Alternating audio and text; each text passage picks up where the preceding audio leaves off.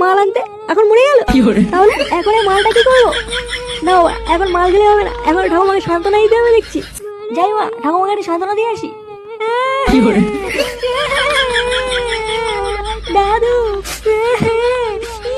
দাদু, আমারও ভাতার মরে গেল রে। কি ভাতার বলছি না, এটা তো আমার দাদু হয়। মাল লাগিয়ে নেশা হয়ে গেছে দেখছি। আমার দাদু মরে গেল রে। ও দাদু গো, আমায় ছেড়ে যেও না গো দাদু। আরে একটা সাদা ভাঙা গান হয়ে গেল মনে হচ্ছে। এটা কি তা বলছো রে? তাই তো